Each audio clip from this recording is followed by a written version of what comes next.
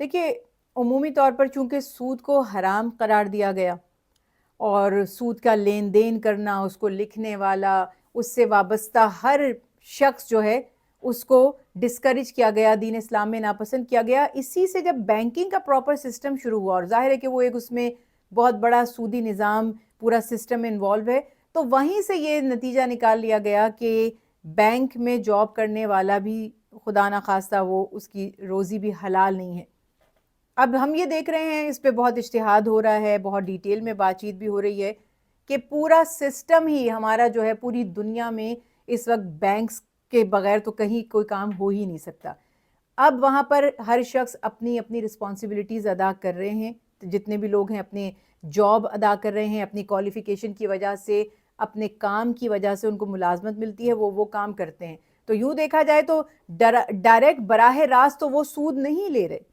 اور جیسا ہم نے بات کی، اس پہ بھی بڑی ڈیبیٹیبل یہ ٹاپک ہے کہ سود انفیکٹ کون سا سود ہے جس کو منع کیا گیا، کون سی اس کی کنڈیشنز تھیں، کیا اس کے تقاضے تھے. ہماری ٹریجڈی یہ ہے کہ ہماری عوام بہت ایموشنل ہے،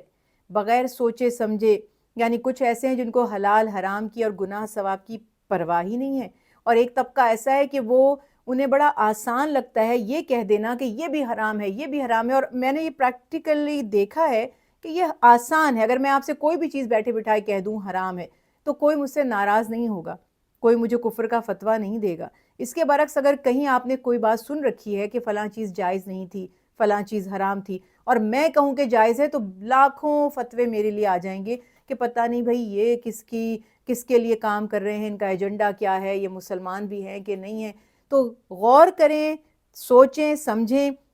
ہم نے دیکھ لیا آج بینکس کے بغیر تو پوری دنیا میں کہیں کوئی تصور ہی نہیں ہے. کون ہے جس کا اکاؤنٹ نہیں ہے؟ کون سے مفتی صاحب ہیں جن کا بینک اکاؤنٹ نہیں ہے؟ مجھے بتائیے. جو یوٹیوبرز ہی ہیں، سارا پیسہ ان کا کہاں سے آتا ہے؟ کیش انہیں کوئی بھیجتا ہے؟ بینکس میں ہی آتا ہے. تو جب ہم سب بینک سے فائدہ اٹھا رہے ہیں تو ہم یہ جانتے ہیں کہ کچھ ٹرمز اینڈ کنڈیشنز ہیں. انما الاعمال بالنیات، اعمال کا دار و مدار نیتوں پر ہے. تقویٰ کا تقاضا یہی ہے کہ حدیث رسول اللہ صلی اللہ علیہ وسلم ہے کہ وہ پیشے، وہ کام، وہ عہدے، وہ پروفیشنز جن کو عوام میں عزت کی نگاہ سے نہ دیکھا جائے بالفرض، آپ انہیں اوائڈ کیجئے.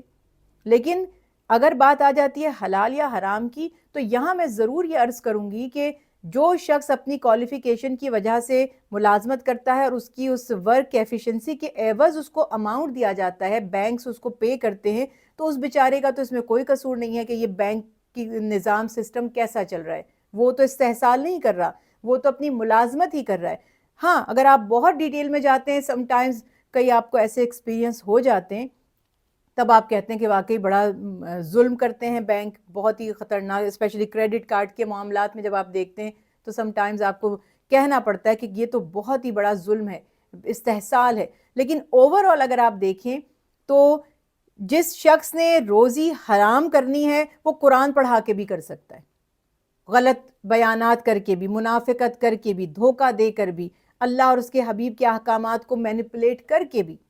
اور مسجد سے بھی چوری کر سکتا ہے، چندے میں سے بھی کھا سکتا ہے. اور جو دیانت داری کر رہا ہے وہ آپ دیکھیں کہ بینک میں بھی اپنا کام دیانت داری سے کر رہا ہے. تو تھوڑا سا اپنے دل اور دماغ کو وسیع کریں، کشادہ کریں. لوگوں کو جج کرنے سے، جبکہ ہمارے پاس قرآن اور حدیث سے کوئی کلیئر احکامات اس بارے میں موجود نہ ہوں، اس کی ڈیٹیلز کو ہم نہ سمجھ سکتے ہوں، ہم بڑے اسکالرز کی رائے کو، آراء کو، یعنی یہ میں اور جو بھی یوٹیوب پر بیٹھے ہوئے، ہم اوتھینٹک کوئی انسٹیٹیوٹ نہیں ہے.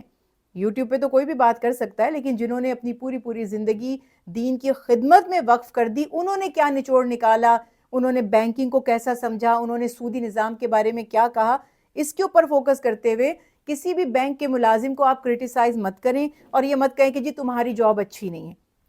جیسا اور میں نے عرض کی، اگر آپ کا تقویٰ یہ ہے کہ آپ اس سے بچنا چاہتے ہیں، اجتناب کرنا چاہتے ہیں، تو آپ کوشش کر سکتے ہیں. اگر آپ کے پاس چوائسز ہیں تو آپ کوئی ایسی ملازمت اختیار کر لیں جس میں کہیں کوئی ایسا آپ کے اوپر لیبل نہ کرے. باقی تو ہر ادارے میں ہی پورا سودی سسٹم سے ہی کمپنیاں چل رہی ہیں، فرمز چل رہی ہیں. حتیٰ کہ اسکول اور کالج جیسا مقدس پیشہ، ہم ٹیچنگ کرتے رہے بہت سال، لیکچرر کی جابز کرتے رہے، تو وہاں پہ بھی بینکس میں اسٹوڈنٹس کی فیس آتی تھی، ان کو انٹرسٹ ملتے تھے، اور وہ تو پھر اگین ایک چیپٹر کھل جاتا ہے. تو اپنے تئیں کوشش کیجئے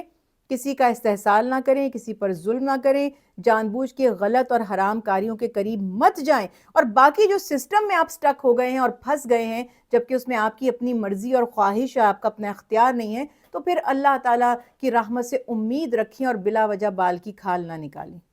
دیکھیے یہ واقعی بہت خطرناک بات ہے، بلکہ مجھے ذاتی طور پر اس کا ایکسپیرینس ہوا۔ کئی سال تک میں نے کریڈٹ کارڈ کو، ظاہر ہے کہ ہم ایک وہ مولوی طبقے سے ہمارا بھی تعلق ہے، تو ہماری وہی ایک سوچ تھی، ہم اس کو بالکل صحیح نہیں سمجھتے تھے، ہم لوگوں کو فتویٰ نہیں دیتے تھے کہ آپ کریڈٹ کارڈ کیوں استعمال کر رہے ہیں، لیکن اپنے لیے استعمال نہیں کرتے تھے۔ اب ہمیں کچھ ایسے صورتحال سے سم ٹائم گزرنا پڑتا ہے جب آپ کو اچانک کیش چاہیے، آپ کا کوئی پیشنٹ ہے، کوئی مشکل میں ہے، آپ کسی کی مدد کرنا چاہتے ہیں، اب ایک بڑی اماؤنٹ آپ کو چاہیے اور آپ اپنے اے ٹی ایم کارڈ سے وہ ڈرا نہیں کر سکتے، تو ہمیں کسی نے کہا کہ بھائی آپ یہ کریڈٹ کارڈ لے لیں تو آپ ایک وقت میں کم از کم 2.5 لاکھ یا 3 لاکھ یا 4 لاکھ یا جتنے بھی جس کی وہ کریڈٹ ہسٹری ہوتی ہے اس حساب سے وہ پیسے لے لے گا۔ تو ہم نے کہا اچھا یہ تو بھائی ٹھیک بات ہے، کیونکہ ہم کسی کے آگے ہاتھ نہیں پھیلا سکتے، کوئی ہمیں ادھار نہیں دے گا، تو بہتر یہ ہے کہ ہم یہ برے وقت کے لیے استعمال کر لیں۔ اب عام عوام کو، میرے جیسے لوگوں کو یہ باریکیاں نہیں پتہ کہ اس کی ٹرمز اینڈ کنڈیشنز کیا ہیں، وہ آپ کو اس وقت فورس کرتے ہیں، بڑی پازیٹیو سائڈز دکھاتے ہیں اور آپ بڑی خوشی خوشی کریڈٹ کارڈز لے لیتے ہیں، اب آپ لے کر بیٹھے ہوئے اور آپ استعمال ہی نہیں کر رہے، تو تھوڑے دنوں میں ہمیں فون آ جاتا ہے کہ آپ کے اتنے پیسے 36,000 روپے کٹ گئے، آپ کے اتنے پیسے کٹ گئے۔ ہم کہہ رہے ہیں کہ ہم نے تو ابھی کریڈٹ کارڈ کو یوز ہی نہیں کیا، تو ہمارے پیسے کٹ کیوں گئے؟ تو وہ بتا رہے ہیں کہ جی اسی لیے تو کٹ گئے کہ آپ نے اس کو استعمال نہیں کیا، اس کی فیس کٹتی رہے گی، اور اگر آپ استعمال کرتے اس کو، ایک ٹائم ہے for example 2 months, with in 3 months اگر آپ اس کو استعمال کرتے تو آپ کی وہ جو فیس تھی وہ اس کے اندر وہ ریمبرس کر دیتے یا اس میں ریٹرن کر دیتے آپ کو، آسان لفظوں میں۔ آپ نے استعمال نہیں کیا، آپ کے یعنی بیٹھے بٹھائے آپ کی ایک اماؤنٹ گئی۔ اس کے بعد جو سب سے بڑا فیکٹر تھا اس میں، جو میرے جیسے، یعنی میں بہت براڈ مائنڈڈ ہوں، شریعت کی حدود میں رہتے ہوئے، اس کے باوجود جو چیز میں نے پک کی اور میں آپ سب سے شیئر بھی کرنا چاہتی ہوں کہ ہوتا کیا ہے کہ جب آپ کوئی چیز پرچیز کرتے ہیں، آپ نے سوچا کہ یہ میں نے 1 لاکھ روپے کی چیز لی ہے، کریڈٹ کارڈ سے آپ نے وہ پیمنٹس کر دیں، اس کا ایک ٹائم تھا پیمنٹ کرنے کا۔ مثال کے طور پہ آپ نے پیمنٹ کی 99,000 آپ نے پے کر دیے، اور 1,000 روپیہ 1 لاکھ میں سے رہتا تھا، یا اور کم کر لیجیے 500 روپے رہتے تھے، آپ نے سوچا کہ سم ادر ٹائم یا نیکسٹ منتھ یا چلو یہ میں بعد میں پے کر لوں گا یا کر لوں گی۔ جب وہ مارک اپ لگائیں گے یا انٹرسٹ لگائیں گے کہ آپ نے پیمنٹ نہیں کی، تو وہ پورے 99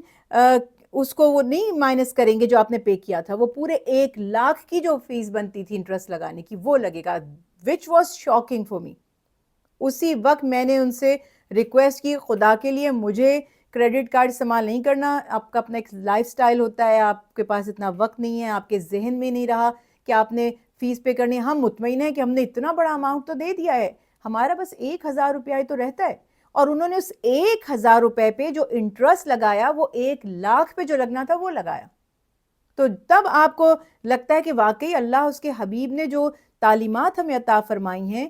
کتنی مقدس، کتنی پازیٹیو، کتنی بہترین تعلیمات ہیں، تو یہ ہمارے جیسے لوگوں کو نہیں سوٹ کرتا۔